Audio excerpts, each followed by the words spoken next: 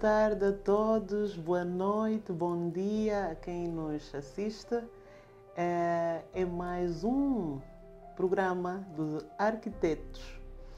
Não se esqueça, por favor, de partilhar, pôr o seu like, pois vai estar a divulgar conhecimento de graça. Porque o meu convidado de hoje é alguém que eu respeito muito, muita experiência técnica, e hoje vamos falar de um tema muitíssimo interessante. Eu sou a arquiteta Jamila Kassoma, a vossa arquiteta, vocês já sabem, já conhecem, já têm acompanhado, e de coração eu agradeço as mensagens que temos recebido de força, de motivação para continuarmos com o projeto.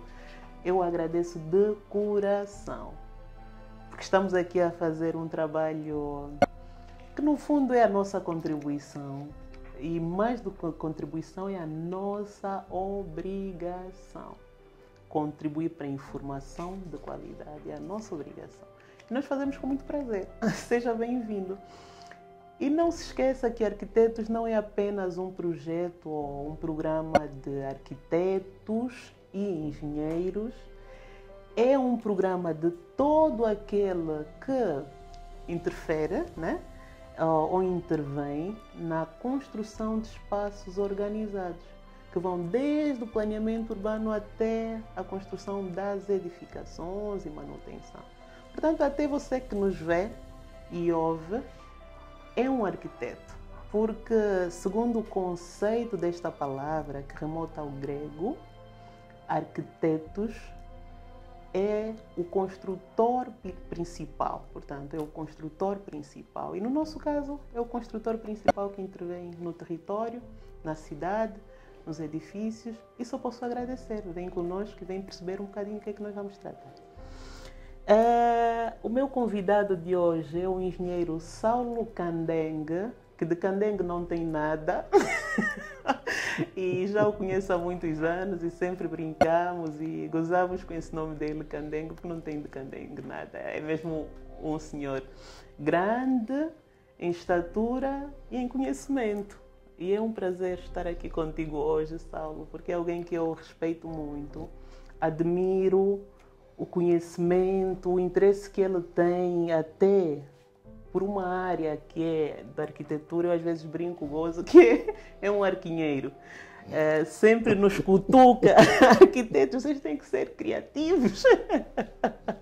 E eu agradeço, porque ele gosta dos desafios. O engenheiro Saulo tem uma experiência muito vasta, atualmente acompanha a obra do Terminal Oceânico da Barra do Dande, elaboração de pareceres técnicos, diversos projetos ligados à estrutura de edifícios, construção, coordenação, gestão de obras. Portanto, tem uma experiência muito vasta, de mais de 10 anos na engenharia civil. Exatamente. Eu vou passar a palavra ao engenheiro para se apresentar e responder à questão de praxe para todo mundo que vem aqui. Por que foi para a engenharia? Por que foi lá parar? Acho que é uma questão muito pertinente. Espetáculo. Antes de mais, agradecer pelo convite. Eu estou muito grato pelo convite e é sempre um prazer interagir com pessoas de alto nível de conhecimento, tal como tu, Jamila, permita-me tratar-te assim. Já não... Pelo menos não vai me tratar de um nome aí que às vezes me chama, né? Se puder. Tufos, é Tufos. Ouve lá. Por causa do meu puxinho. Ele existe aí, ele tem. Não fui eu que coloquei lá, é um tufo. O engenheiro às vezes me chama arquiteta Tufos. Tudo bem, em tom de brincadeira. Exatamente, portanto, já não só como colega do trabalho, mas como grande amiga aí, eu já sou um seguidor, já sou um admirador. Porque lá está, o arquinheiro, como chamas. Eu admiro boa arquitetura e admiro bons arquitetos, bons vou dizer, pensadores de arquitetura. Aí tu não fores a regra a nível de criatividade. Eu gosto daquelas discussões ricas em conteúdo. E essa será mais uma. Será mais uma. Será mais uma. Por Portanto, que foi para a engenharia? Ou foi lá por azar também?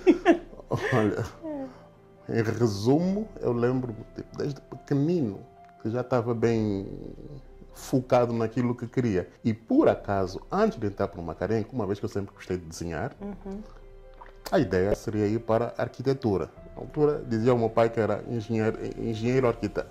Engenheiro arquiteto, exatamente, que era a função dos antigos. Os antigos chamavam-se engenheiros arquitetos porque eles na verdade pensavam tudo. No entanto, a gente entra para o Macarenco e agora já temos as disciplinas bem distintas e separadas a nível de conteúdos programáticos, mas eu reparei no Macarenco que não foi fácil para nós, né? Deixou-nos traumatizados, o nosso Macarenco, de 94 a 99. Reparei que Mas tinha... traumatizados porque é muito duro? Suava-se muito. Não, aquilo não é para amadores, mas eu não me arrependo, realmente era daquilo que nós precisávamos. Eu reparei que tinha mais queda, mais à vontade, com números do que com a criatividade e o draft. E naquela minha consciência bastante imatura, fiz um cálculo rápido. Se eu tiver a precisar de emprego e não aparecer emprego como arquiteto, sendo que os arquitetos só desenham e fazem casas, estou lixado, eu passo o termo. Mas como engenheiro, eu consigo fazer muito mais coisas. E até sou bom em números, então, por que não enveredar por aquilo que eu... Olha, essa questão que está a colocar, nós abordamos. Quem quiser ir ver ali os nossos arquivos, vai encontrar o tema sobre arquitetura e engenharia civil. O perfil profissional. Exatamente. Mas lá está. Então, é uma questão muito séria, né? Fiz questão de tipo, mesmo entre aspas, na minha consciência imatura, porque até então eu pensava que os arquitetos só faziam mesmo isso, só. Era desenhar e projetar arquitetura, mais nada. Os engenheiros não. Os engenheiros simplesmente resolvem problemas. E... Trago os pelos arquitetos. Alguns. E lá está, tipo, realmente eu sempre tive uma queda por cálculo, e depois pela física, e depois engenharia civil. É mesmo isso, associada ao encanto pelas obras, que eu lembro-me que eu e os meus amigos na altura, em vez de ficarmos a olhar para as meninas na rua, a voltar, não, nós ficávamos a discutir a arquitetura das casas. E como é que elas foram feitas, e será que os esforços, e etc. Então, eu já fui muito focado mesmo desde os 15, 16 anos naquilo que eu queria. De modo que quando a minha família consegue mandar-me para Portugal, a primeira coisa que eu fiz foi ir à universidade para ver se o conteúdo programático atendia às minhas necessidades. Se não atendesse, eu não iria entrar ali, eu iria procurar aquele espaço que realmente atendesse aquilo que eram as minhas necessidades, ao meu ver. Ou seja, até aqui não se arrepende da escolha. Nem tão pouco, mais ou menos. Pelo contrário, vai cada vez mais a fundo. Não. Tanto é que eu sei que também tem ali, lidera um gabinete, né? Do projeto. ABS, está ali. De projetos, exatamente. Obras, né? Exatamente. Quer dizer, estamos todos na mesma onda, multipolaridade. Sim. E o bom nisso é conseguir interagir com pessoas que têm a mesma sede, porque o ser projetista é uma área, tal como a medicina, requer vocação. E a vocação, no nosso caso, passa, em minha opinião, pela paixão naquilo que se está a fazer. Primeiro a paixão e depois o tal conhecimento académico, etc. Porque vezes há em que o trabalho em si leva-nos a tal grau de dificuldade que só os apaixonados conseguem não desistir. Olha, muito bem. O nosso tema hoje não vai ser sobre a profissão, vai ser um tema que nós já discutimos várias vezes, inclusive tivemos um projeto comum. É verdade. Focado neste tema que vamos abordar, e eu trago aqui convidei o engenheiro Saulo, porque depois, não sei se foi depois ou se foi antes, mas acho que aquele projeto foi um marco para ganhar a paixão pela coisa. Para criar a investigação e ir investigação. atrás. Ou seja, é alguém que investigou bastante sobre esse tema. Mais do que investigar, ele aplica o tema que nós vamos falar. Vamos falar sobre construções em terra. A construção em terra faz parte da natureza do ser humano sobre a terra. Exatamente. É secular. Eu às vezes digo que é a forma mais natural do ser humano estar sobre o território. Ou seja, se tivéssemos de olhar aqui para o reino animal, enquanto os passarinhos fazem ninhos com fibra vegetal, o ser humano, a sua natureza é juntar o barro, moldar a terra e criar abrigo. Eu diria que é uma... Por isso é que eu sou muito apaixonada por construções em terra e, em particular, pelo desenvolvimento depois que a ciência, a investigação foi dando a essa questão da construção em terra. Quando falamos de construção em terra, estamos a falar da taipa, o adobe e de um elemento que nós vamos abordar com alguma profundidade, já o BTC, que é, no fundo, ir buscar a essência da construção em terra, agregada à ciência técnica mais moderna. Exatamente. Portanto, este vai ser o nosso tema. Vamos tentar desmistificar alguns preconceitos, né? Sim. Sobre essa técnica, não é? Sim. Engenheiro, o que que você acha, por exemplo, na nossa realidade há muitas aldeias, né? O que foi percebendo da diversidade, sobretudo nas aldeias, constrói-se muito com o barro, com pronto, né? Taipa. Qual é a sua visão sobre esses modelos de em si? Agregar um bocadinho de valor ao que havias falado anteriormente, né? A tal necessidade do ser humano em criar abrigo, acaba também passando por aquilo que ele encontra como matéria-prima na sua envolvente. Né? Lembrar que os habitantes dos Árticos e das Antártidas constroem com blocos de gelo. Né? Por exemplo, e em zonas onde há mais madeira, eles constroem com madeira. Né? E lá está, o conceito é exatamente o mesmo. E o ser humano acaba sempre encontrando forma de criar abrigo com aquilo que ele rapidamente. Nós, por exemplo, no nosso próprio continente, a terra acho que tem um valor cultural, né? E é aí onde eu ia chegar. Depois entra a parte cultural. E nós, no nosso país, temos uma vertente de construção em adobe muito forte. Muito forte. Claro que não é única, né? Nós ouvimos falar dos jangos, por exemplo. Né? As fibras vegetais. As fibras. Tipo a construção das casas de pau a pique. Né? Então, o conhecimento sobre a construção já remonta de muitos anos, séculos atrás, e vai passando, né, de geração em geração, melhorando. Tanto é que tivemos casas de pau a pique revestidas com argamassa. Então temos ali, se calhar, uma mistura. Os nossos espectadores vão pensar que é massa. Quando falamos de argamassa, estamos a falar, né? A pasta, a mostela, a mistura, sim. A lama. Pronto, lama. Pela lama. Né? Já acaba sendo já uma misturazita entre o tal pau-a-pique com, se calhar, digamos, o adobe. Já o adobe é mesmo a tal lama misturada com algumas fibras, conforme disseste, colocada em formas, deixa secar e que dali resultam umas casas com umas paredes bem grossas. E eu acho aqui importante falarmos sobre a questão da vantagem ambiental das construções em terra. Porque nós, cada vez mais, as questões ambientais, as questões da ecologia, ficaram questões do nosso dia a dia. Eu, particularmente, costumo ter um pensamento que é um bocadinho é um bocadinho... Até eu quando reflito na questão, é um pensamento um bocadinho chocante. Porque eu acho que o urbanismo é das coisas mais agressivas ao meio natural. Apesar de que nos beneficia, os seres humanos, né, naturalmente, o ordenamento do território, o urbanismo, tem um impacto muito agressivo, mesmo a própria indústria da construção civil. Do ponto de vista da ecologia, sustentabilidade, do meio ambiente, os resíduos que se produzem. Exato. Quer dizer, é um impacto muito agressivo. Exatamente. Então eu sou mesmo apaixonada.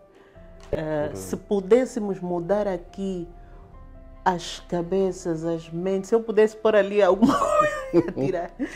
E perceber que nós podemos olhar para essa questão da construção de terra e melhorar com técnicas e tal, e íamos salvaguardar o meio ambiente. E mais do que isso, na verdade, esse movimento, ou essa preocupação, ela já começou já há uns bons anos. Por isso é que agora já se fala muito mais de construções sustentáveis, construções verdes, digamos assim. Muito mais preocupação no desenvolvimento de tecnologias sem o uso mais sustentáveis, digamos assim. O verde que não agridam tanto. O verde o verde que é de esperança. E o S é de sustentabilidade. Exatamente, porque é importante nós nos preocuparmos com aquilo que estamos a fazer agora, o impacto que aquilo vai ter agora e no futuro. No futuro. Né? No nosso meio ambiente. Então já há tecnologias a pensar nisso, só que lá está. Uma coisa leva a outra. Né? A questão da economia. Da economia. Né? A viabilidade financeira das pessoas. Né? E quando falamos da construção em adobe, nós estamos a falar de pessoas com um baixo poder econômico. Mas ali, por exemplo, eu coloco uma questão que eu me deparo muito quando defendemos as metodologias de construção sustentável. É associarem sempre a construção em terra com pobreza, com miséria. Sim, né? Não é taxativo. Também concordo plenamente. E aí entra a pessoa do arquiteto. Né? Porque no fundo é o arquiteto que vai fazer resgatar esse valor. Vai fazer arte com o que quer que seja. Portanto, o arquiteto,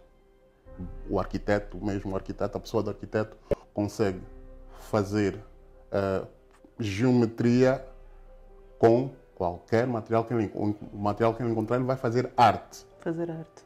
Né? Sim, e quando diz isso, eu olho, no nosso país, se calhar ainda não apesar de ser cultural as aldeias construírem com adobe, há países que já estão, mesmo em África, que já estão muito mais à vontade com as técnicas melhoradas e há na normas terra. e tudo, com normativos. Com normativos e tudo. Exatamente. Então, não é uma questão de pobreza, de miséria, e quando nós olhamos para a questão do baixo custo, é na perspectiva de conseguir solucionar o problema da habitação. E já que às vezes envolve recursos, conseguir impactar maior número de utilizadores finais das habitações e a um custo mais competitivo e com vantagens de várias ordens. Tu acabas atingindo 3 aspectos fulcrais. A questão da necessidade de habitação, a questão econômica, porque é viável a nível econômico, a questão ambiental, porque realmente é uma construção que não agride o ambiente. O ambiente, o menor impacto. Né? Nós estamos a falar só de vantagens. Ainda a questão térmica, né? Na questão ambiental também aí tem a térmica. Aí já entramos numa questão mais específica a nível da própria, do valor, o valor adquirido daquele edificado. Né? E tu sabes melhor do que eu, né? Quando fazes a avaliação de determinado imóvel, tu vais olhar a vários aspectos e um deles é o conforto térmico e acústico. Agora, para os nossos espectadores, quando falamos de conforto térmico, na prática estamos a falar de quê? Exatamente. Porque imaginemos que alguém que está ali a nos ver e se sinta tentado em fazer a sua construção com material de terra. Quando estamos a falar dessa vantagem térmica, o que especificamente? Literalmente falando, assim de forma bem terra a terra, não será necessário usar ar-condicionado a todo o tempo, porque nos sentimos confortáveis, frescos a todo o tempo. Ok. Ou seja, estamos a falar da sensação de calor ou frio. Ou de frio. Ou seja, ficam mais controlados. Sim, porque lá está, o conforto térmico depois acaba sendo um intermédio. Né? Porque para nós a temperatura ideal não vai ser nem muito calor, nem muito frio. Né? É o confortável, que vai ficar ali entre os 20 e os 24 graus Celsius, uma coisa assim. Nem muito para o mar, nem muito para a terra. Mesmo nos países frios, tu vais procurar esse conforto térmico, porque tem a ver com o nosso corpo humano, com o nosso corpo, e não propriamente com o clima. Fantástico. Nós vamos falar hoje, em particular, do BTC, ou seja, o bloco de terra comprimido ou o bloco solo-cimento, né? Também. Solo-cimento, e o engenheiro vai falar um bocadinho do o que é esse bloco, né? Para que todos partimos aqui numa base de entendimento para depois seguirmos as questões seguintes. O BTC nada mais é do que uma versão optimizada do Adobe. Optimizada, melhorada. Então, o que se faz é pegar na mesma matéria-prima, que é a terra, que encontra-se onde se encontrar. Onde se encontrar. Claro que ela deve ter determinada porcentagem de argila. Reforça-se a mistura com porcentagem de cimento, porcentagem de areia, e para que ela tenha um melhor comportamento às umidades e para as zonas em que a umidade é elevada. Pronto. Quando assim acrescenta-se uma porcentagem de cal para que realmente o bloco consiga resistir melhor às umidades, à entrada da água, ao contacto com a água. Né? E, claro que sabemos nós que depois de uma obra de adobe feita, é necessário que ela seja selada. Leva um selante para ficar meio que impermeável. Mas a nível da constituição do bloco, são esses os elementos que geralmente são bem estudados. Essa mistura é doseada, né? Estudada e doseada. A mistura vai para uma prensa, né? E agora já existem prensas de vários níveis, pequenas, mecanizadas, manuais, mas a mistura vai para uma prensa e a prensa deixa o bloco. Claro, tem uma porcentagem de água, obviamente. Obviamente. Tem sempre que levar a porcentagem de água. Tem que pôr água. Tem que levar água. Senão não dá. Não esquece. Fica só pôr lá. Uma gonguenhazinha. Não esquece. Tem que pôr lá.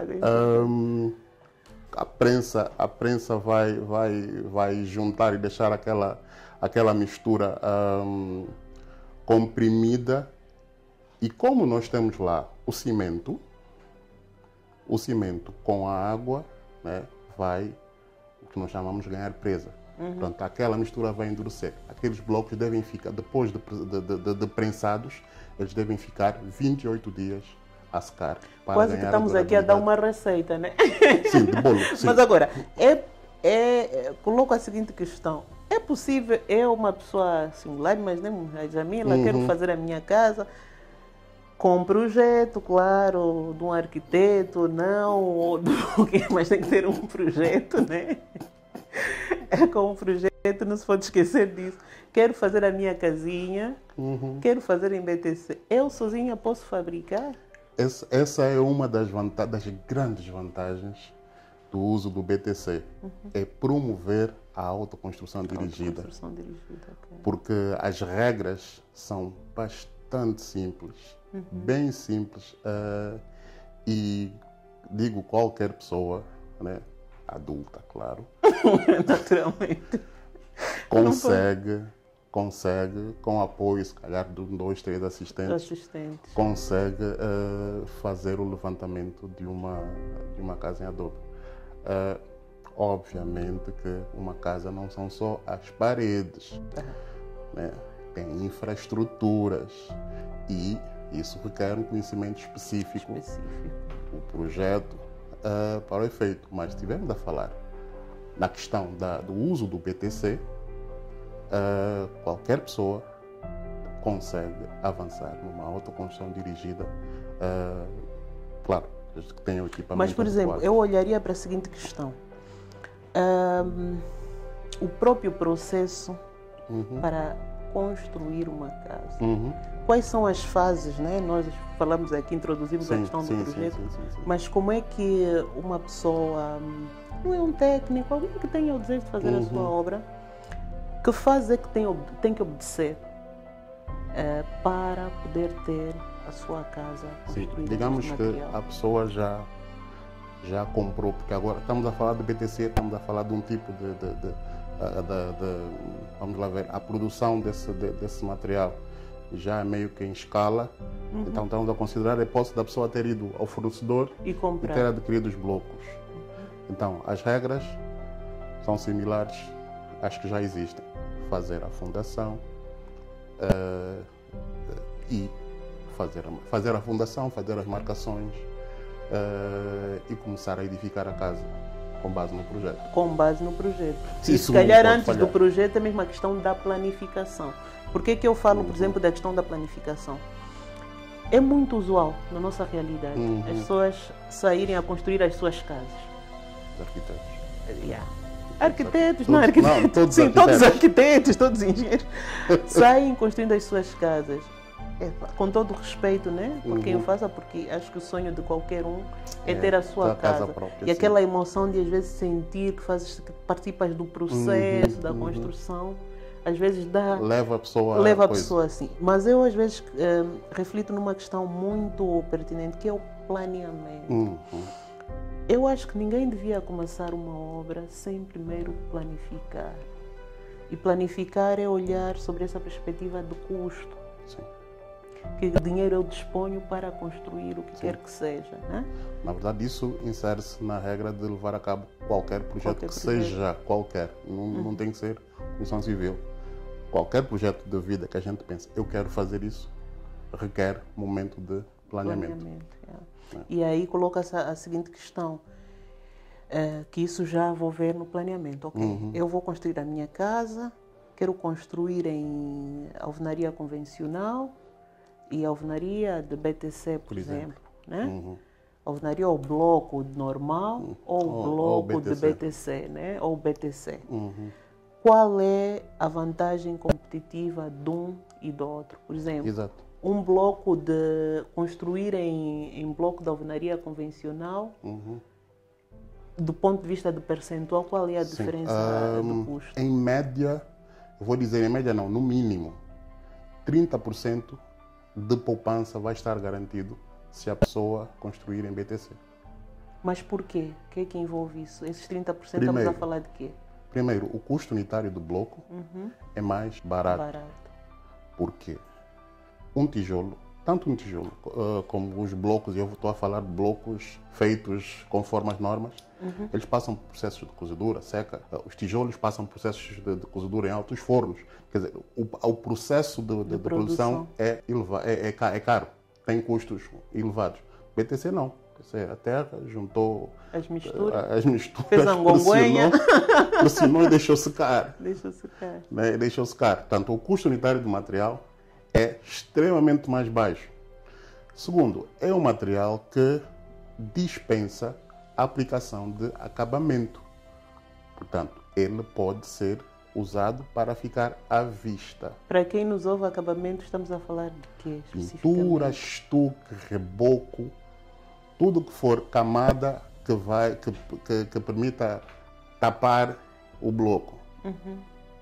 O BTC dispensa a aplicação desse material. Por exemplo, numa construção convencional, esses acabamentos representam que percentagem de custo? Os acabamentos, de um modo geral, vão representar entre, vou dizer, 40 não, 50% a 60% do custo global de uma obra. Os acabamentos, de um modo geral. Ou seja, estamos a ver aqui que tem vantagens competitivas e numa altura em que se fala tanto da racionalização dos custos, quer para projetos privados, ou seja, do Estado como do setor privado, são soluções desafiadoras. Exatamente. E em Luanda nós temos alguns exemplos, temos o condomínio da Sonangol, né? Sonangol. Foi feito com o BTC. Fica ali na zona que chamam do Pedaleiro, Gameca direita. Exatamente. Né? Exato, foi feito Temos, com o BTC. acho que Mundo Verde, ali também naquela zona do Mundo Sim, Verde. usou-se, no lado patriota, de um modo geral, e alguns da Latona, as vedações, os muros de vedação foram erigidos com BTC. Claro que, ao fazer essas referências, surgem depois algumas questões, porque vais encontrar casas degradadas, fissuradas, por exemplo, no condomínio, e muros extremamente degradados nessa altura do campeonato. É claro, fazer nota do que se terá passado nessas situações, para não relacionar aquilo ao material. No condomínio, há ali situações, mas estão associadas com assentamentos diferenciais. O condomínio foi construído numa zona extremamente inclinada. E, de alguma forma, entendo eu, isso é minha opinião pessoal, enquanto engenheiro civil, né, e poderia ter dado da maior matéria, atenção a nível das soluções de fundação.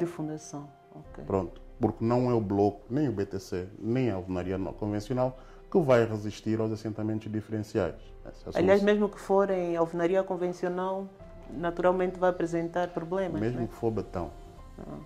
Se a solução de fundação não for adequada, vai rodar, ele vai buscar a estabilidade e aí, como o material não é elástico, ao deformar-se, vai criar fissuras. Pronto. Vai rachar.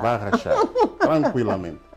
Ali nos muros de vedação, o que eu vejo já de alguns anos é eles a degradarem-se por falta de proteção à umidade. Okay. Eles começam a desagregar, começam a desfazer. Coisa que não acontece quando a gente ajusta a quantidade de cal no processo e selas. Ao selar o bloco... Mas este selar é o quê? É pintar com um primário, uma tinta, parece um verniz. Né? Mas é transparente, na verdade.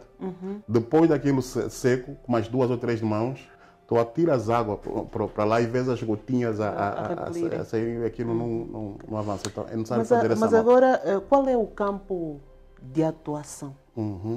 Só podemos fazer habitações com esses blocos? Podemos fazer outros tipos de edifícios? Porque, por exemplo, se olharmos para a componente do Estado, né?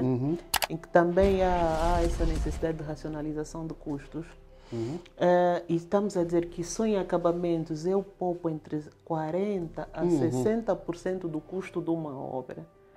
Já vimos qual é a vantagem competitiva no caso do Estado. É duro.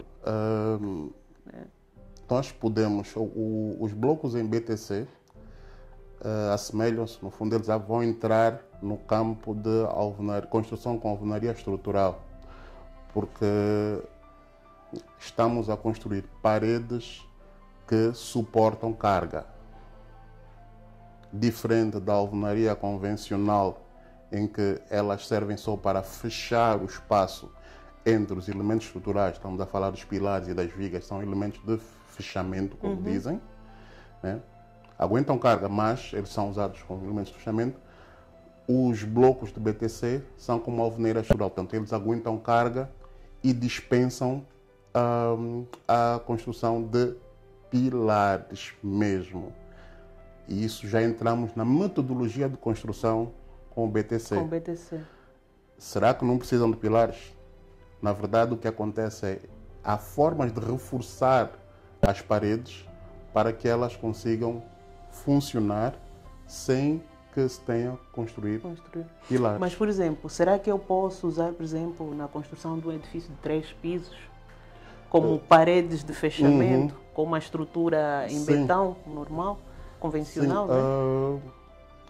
até tipo, tranquilamente, região primeiro andar, até o segundo andar já com algum cuidado, mas lá está, isso também passa pela própria geometria do projeto, né? Há geometrias que têm larguras entre espaços muito grandes, e aí o que é que acontece? Não se trata da parede, trata-se da laje.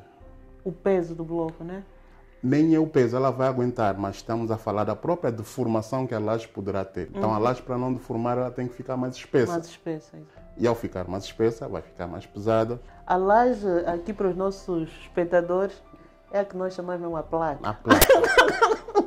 Eu às vezes ouço cada coisa, cada história. Exato. É por arquitetura. Eu preciso fazer aí uma placa na minha casa.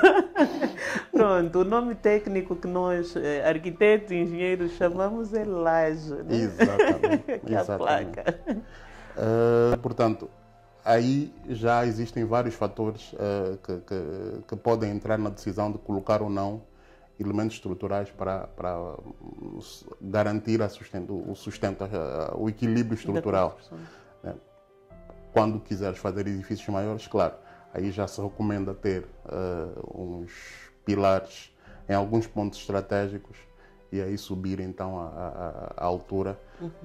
Mas lá está, se for interesse do arquiteto não ver outros elementos estruturais, lá está, existem formas e o próprio fornecedor do BTC também fabrica estes elementos, formas de cobrir, esconder esses elementos.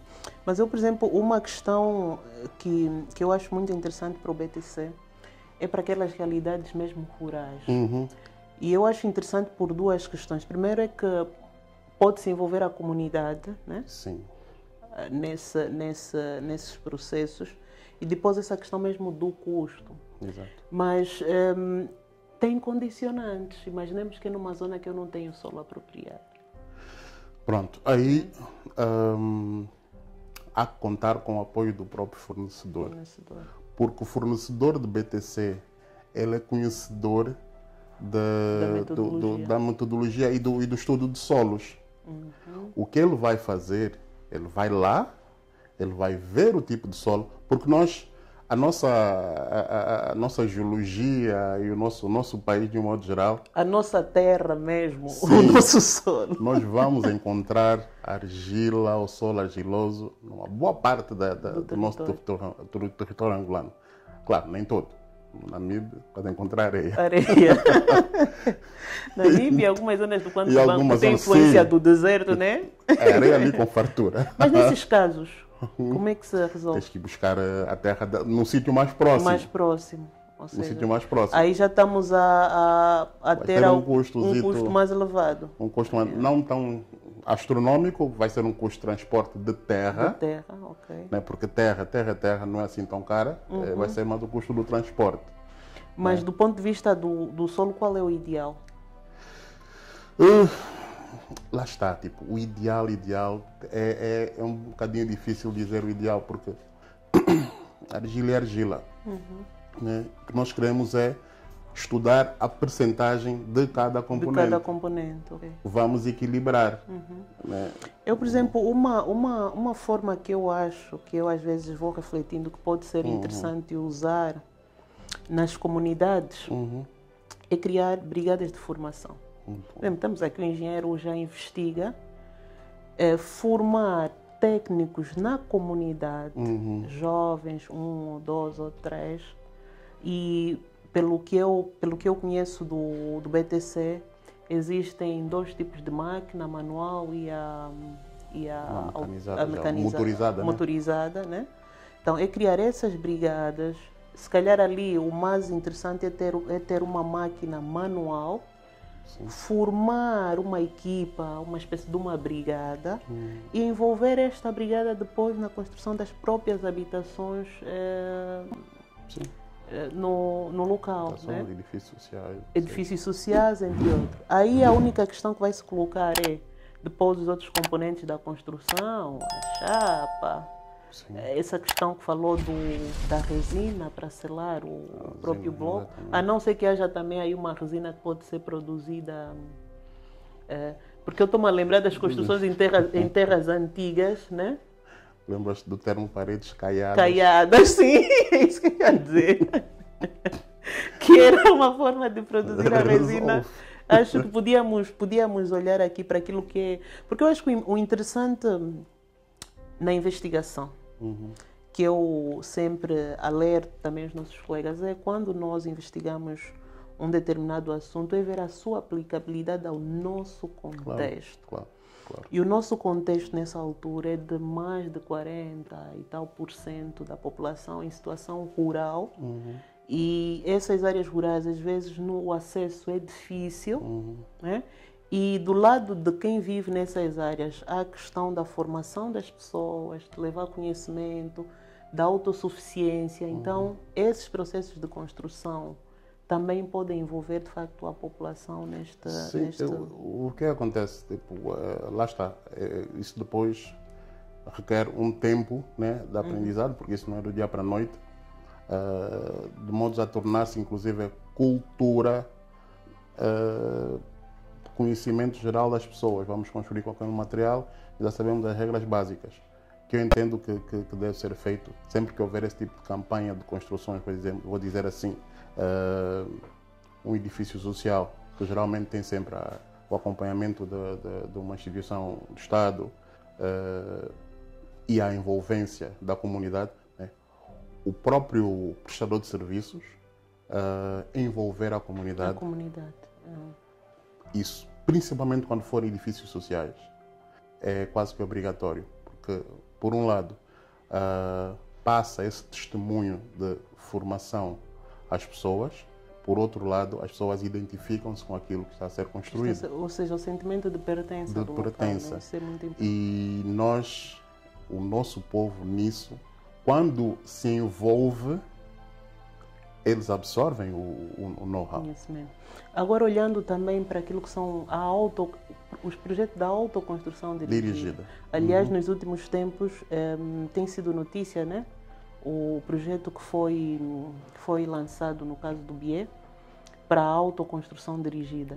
Como é que seria a possibilidade de aplicação desses elementos neste âmbito? A viabilidade, na minha opinião, é total, digamos assim, porque a autoconstrução dirigida envolve sempre um projeto já, ou um conjunto de versões, né, para que a pessoa possa seguir. Então, a preocupação em que a pessoa em causa, o cliente, se siga as regras, já reduz. O projeto irá garantidamente com, vou dizer, não é bem caderno de encargos, mas pronto, é um catálogo, um guia, né? Guia. Um guião. Exatamente. Siga estritamente, não invente. Não invente. Pronto. Isso seria de grande ajuda. Mas agora, falando nessa questão da autoconstrução, veio uma cabeça discussões que nós já tínhamos antigamente, né? Sobretudo não só a questão do bloco de solo-cimento, mas o solo-cimento em si. Sim. Aplicado às vias. Sim. O solo-cimento, já estava a falar de mistura de solo-cimento. Porque ainda nas vias, tipo numa via, tu tens os passeios e a faixa de rodagem. Os passeios podem receber BTC. Ou seja, lajetas também, né? Blocos maciços. Os fornecedores fabricam, né? Porque tipo, tem, e lá está, vários tipos de BTC. Eu tenho sempre como referência aqueles que têm os furinhos. Os furinhos dos edifícios. O mesmo fornecedor fabrica os maciços. E os maciços têm resistência suficiente para serem usados como se fosse o intertravado.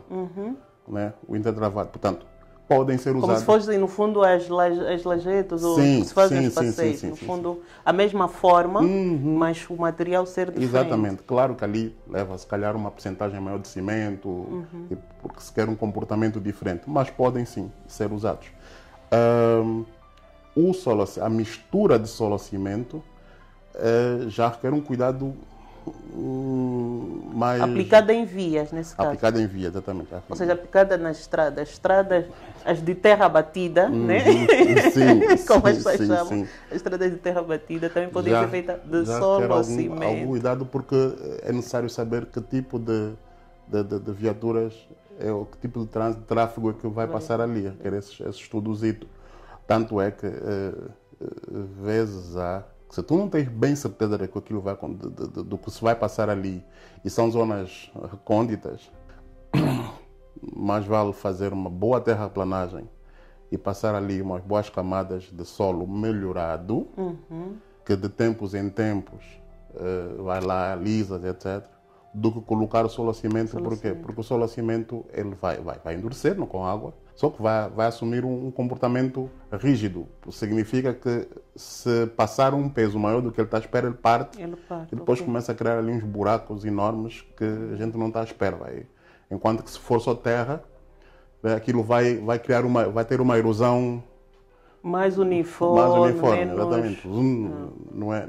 Então, e aí já requer algum cuidado. Então, ou seja, a sua aplicação em vias é possível, Sim. mas observando cuidado. Neste caso, a melhor solução para algumas áreas, de facto, é o solo melhorado, né? Sim, terraplanagem. Neste caso, estamos a falar, estamos a fugir um bocadinho ao tema, mas uma coisa leva a outra, sobretudo porque estamos a falar de economia, do custo, sustentabilidade e... como é não aproveitar que está o ganho. Exatamente, ora bolas. Engenheiro, aproveitei escorregar um bocadinho para essa realidade. Coloquem blocos maciços na via. E o BTC também, neste caso. Sim, não vai ter a mesma durabilidade que um asfalto ou que uma estrada de betão. E essa minha questão é mesmo propositada, porque as pessoas às vezes dizem, mas fizeram as casas, onde é que está a estrada? Tudo bem, estamos aqui no meio rural, mas os caminhos, a estrada, como é que fica? É verdade. Então, quer dizer, pode ser uma conjugação para aquilo que são os projetos voltados para as áreas rurais, né? Estender esse conceito, né?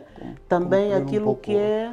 Quando falamos de regras, também que quando falamos de loteamento, a tendência é olhar para um outro tipo de coisa, mas é um bocadinho por aí. Quando estamos a fazer, quando as regras para o loteamento do espaço passa primeiro pela marcação, não só dos lotes, mas das vias. Deixar aquilo tudo já bem delineado. Ou seja, enquanto o betuminoso, o asfalto normal, como as pessoas chamam, não chega. Não chega. Fica ali a terraplanagem feita, tranquilo. Bonitinha, com as valas, com a drenagem. Com as inclinações, a drenagem. É claro que se não tiver drenagem, não há pavimento que aguente. E aqui que chove. E aqui que chove de verdade. Então não há nessas zonas a regra não muda. É necessário que nós salvaguardemos a questão da drenagem pluvial. E eu trago esse tema em particular, é mesmo para provocar, porque eu às vezes fico com a sensação que nós pensamos em coisas muito grandes, depois muito caras, e às vezes nessa questão de corta isso, corta aquilo, a própria obra acaba por não durar. Sim. Por que não adoptamos soluções de baixo custo, que são sustentáveis, que são ecológicas, né? Do ponto de vista do meio ambiental, e que depois, no final, elas surtem efeito. Eu gosto muito de citar a Namíbia, a África do Sul, que nesse aspecto, mesmo a nível de tecnologia de construção civil, e olhando para essa questão dos solos cimentos, o BTC, até os solos melhorados, tem muita experiência. E aqui ao lado é só curvar. Sim, continuam a usar esses materiais, porque não há, só há vantagens nisso. Só há vantagens. Nós temos, né, citaste alguns exemplos aqui, mas existem exemplos mais lá para as províncias de uso de BTC. Né? Quais são esses exemplos que o engenheiro pode Até porque pode haver a curiosidade de alguém quiser ir Exato. ver, constatar Bem, se funciona, se não. nós em 2022 visitamos a aldeia Camela Mões. Exatamente. É um projeto, pá, sem palavras, sem palavras. Eu já fui lá mais de 3 ou 4 vezes, porque Exato. era mesmo para constatar esse aspecto. Exato. Porque eu, particularmente, eu sou mesmo apaixonada. Até lembras-te naquele projeto social que nós tínhamos. Exatamente, sim, na partir verdade. para uma solução. Na altura em que estávamos a fazer esse projeto, a referência dos mentores daquele projeto era no fundo, pelo menos a única que eu tinha, de pessoas que realmente entendiam de fazer habitações, construir com aquilo. Mas não se compara com o que eu vi, né? O que se constatou. Ali estamos a constatar uma urbanização completa, em que não são só habitações, é mesmo equipamentos. É uma urbanização. E ali nós vemos o conceito de sustentabilidade. As coisas funcionam. Estamos E a vimos falar de também, emprego, escola. não só lá, Mochico também, né? No Mochico também, sim. Aliás, acho que até o primeiro contato foi no Mochico, com aquele bloco de 9 quilos, né? Sim. Uma escola, robusto, com uma escola linda. Escola, igreja. Sim, Na Kibala também, eu da outra vez parei mesmo o carro, entrei numa... Eu penso que são padres franciscanos, se não me falha a memória. Que a igreja é uma coisa linda. Eles fizeram com BTC. Todo o complexo deles é feito em BTC. E tem beneficiado também as próprias comunidades. Exatamente. Com escolas. Coisas simples também feitas em BTC. Portanto... Sim. E lá está aquilo que nós tivemos aqui a falar sobre conforto. Ali a gente consegue sentir, né? Consegue sentir aquilo que nós andamos aqui a estudar. É efetivamente realidade. A gente sente-se confortável. As casas são agradáveis à vista. Né? E é possível fazer coisas bem maiores. E lá está, ali na Camela Mões, pelo menos na altura em que a gente foi, não havia estradas asfaltadas. Mas estavam lá.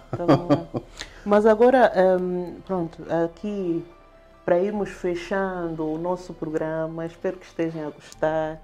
Não esqueçam de colocarem dúvidas, partilharem, divulgarem o programa de hoje, porque se calhar para quem nos ouve, quem nos vê, pode não ser importante, né? Mas se calhar há outras pessoas que... Para eles isso vai ser um despertar da consciência, que se calhar aquele projeto que não está a conseguir fazer porque não tem recursos suficientes, pode ser feito avançar de outra forma. Eu particularmente como arquiteta, um dos meus sonhos, e não que Deus não me leve sem alcançar, é mesmo fazer uma casa moderna, contemporânea. Quando eu digo moderna e contemporânea, estou a falar da questão estética com esse material. Justamente para provar que não é um material para pobres, não. Exato. Não é? É um material ecológico e que se fazem soluções muito interessantes. E esse é um tema tão atual, que do ponto de vista daquilo que são as premiações internacionais, né? Já tivemos um prêmio importantíssimo da arquitetura, o prêmio Pritzker, que foi dado a um arquiteto africano que desenvolveu projetos na sua comunidade, né? O arquiteto Queré. O Francis Queré. Exatamente. Quem é arquiteto e não o conhece, vá pesquisar um pouco, porque é africano, formou-se, estudou muitos anos fora e das várias abordagens que eu vi dele, o que mais me tocou é ele dizer que eu fui formar-me fora, mas com o meu povo, a minha comunidade aqui no coração.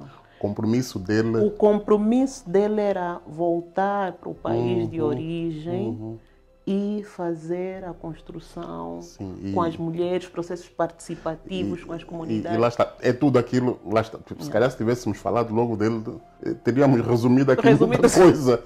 Tudo aquilo que tivemos aqui a falar sobre ser possível envolver comunidade, ser possível fazer arquitetura de valor, é olhar para os projetos dele. Ele fez, fez. É tão simples como E eu, pelo menos, enquanto estiver aqui a trabalhar como arquiteta, a minha preocupação vai ser sempre resgatar os nossos valores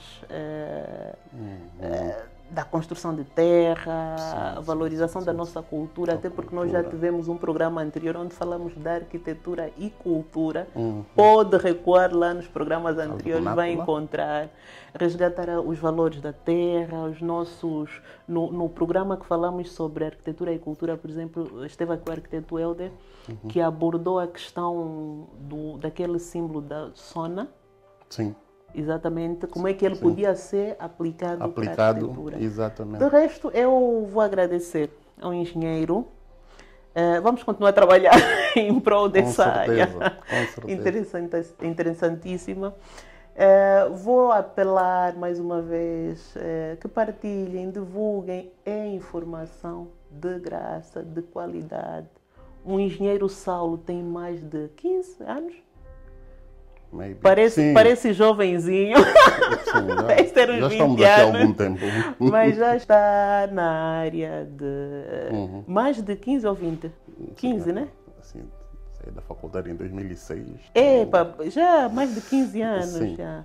Sim. E é um engenheiro que o que eu gostaria que quem nos vê perceba é que nós vamos trazer mesmo aqui pessoas que vivem a concessão de espaços.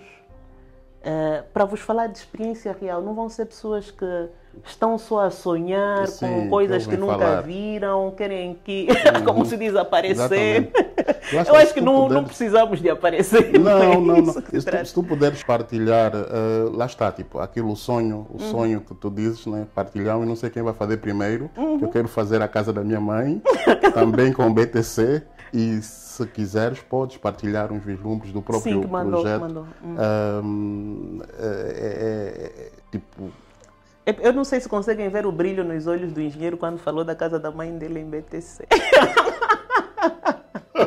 Eu consegui ver a emoção. Sonho de vida. O sonho de vida, é. Deixar Ou seja, legado. Uma coisa tão importante que é construir a casa da nossa mãe, ir buscar um material.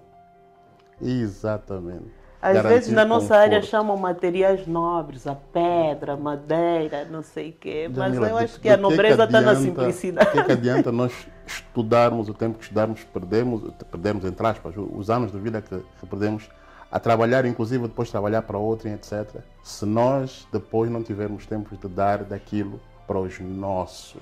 Ou seja, para a mãe. Eu entendo, isso para mim é uma mensagem muito forte. Quando você vai fazer algo para a tua mãe e o faz com BTC, é porque é um elemento de muito valor. Sim. Um elemento não se trata de fazer o mais barato. Não. É não estão a ver a importância desse jeito. Não é o mais barato, é o engenheiro nos seus anos todos de experiência. Exatamente. Porque trabalhou em várias coisas. Aliás, eu disse que está no terminal oceânico da Barra do Dande, grandes infraestruturas. Quer dizer, dessa vasta experiência toda, ele chega à conclusão que é a casa da mãe dele. Depois é engenheiro, ele poderia dizer, vou fazer algo espetacular, vidro, metálica, uns perfis, vãos de... maravilhásticos. Não. Então, ele vai fazer a casa da sua mãe em BTC. Então, e vai sair uma coisa. E vai sair. E fica aqui o compromisso do engenheiro. Depois vamos partilhar algumas imagens daquilo que são as experiências que já fez. Eu, particularmente, também tenho algumas experiências que já fui fazendo com BTC, que também vou partilhar. Depois a produção aqui. O nosso amigo aí, o diretor Christopher. Aldeia Camila Munch, umas casinhas uma mistura, ali exato, que é para ilustrar bem essa questão. Que é possível, sim, é possível. Do resto, engenheiro, não sei se tem mais alguma coisa só para... Novamente agradecer o convite. Estou mesmo muito, muito, muito grato. É sempre uma mais-valia poder partilhar do conhecimento com todos os nossos, vou dizer, telespectadores, com todos os angolanos. Todos os angolanos. Né? De nada adianta nós adquirirmos conhecimento para ficar para nós. Não. Então, sempre que eu também me recuso. E, aliás, esse projeto bem foi por ali. Eu, da outra vez, já disse ao arquiteto Helder, olha, a conversa que eu tinha tido contigo num café me fez dizer, não, agora tem que avançar com isso. Exatamente. Porque é um projeto que já vinha há muitos anos, já foi revista, já foi não sei o quê, enfim. Quanto Encontrei mais aqui um maluco soubermos- também, como eu, o Christopher. Agora, quanto mais E soubermos, fizemos a coisa mais acontecer. coisas, mais limites, mais alto nós iremos. Nós Né? iremos, tá bem. Juntos somos mais Então, fortes. ficamos aqui, aguardem, porque vamos ter muitos temas interessantes. Só para vos dar uma nota, vamos falar sobre as contribuições do ordenamento do território para a divisão política administrativa das nossas províncias. Vamos falar sobre profissionais da construção civil, que não são arquitetos, não são engenheiros, mas pela sua experiência, isso para os nossos técnicos, os pedreiros que às vezes acham, não, eu pedreiro, eu não sei o que, não vou conseguir ser nada demais aqui, mas é possível também, com a sua experiência, ser um bom profissional, ter conhecimento. Exatamente. No fundo, vamos ter aqui temas muito interessantes, vamos falar com alguma profundidade de uma questão que o engenheiro tocou, que é os projetos de autoconstrução dirigida. Vamos ter aqui pessoas que construíram a sua própria casa para falarem da sua experiência, como é que se sentiram, as suas Um fragilidades. tema também muito interessante é Qual? por que que os arquitetos nos fazem sofrer. Por que podem sofrer os engenheiros? Sim, sim. É importante trazer esse tema à mesa. Não será Mas isso vai agora. ser uma sessão de desabafo. Podemos Sim, trazer um psicólogo sim, também. por favor. Porque isso aqui- Precisamos. Estamos Isso a aqui me sofrer soa muito. trauma. Muito obrigado. Agradecemos a vossa atenção. Grato a todos.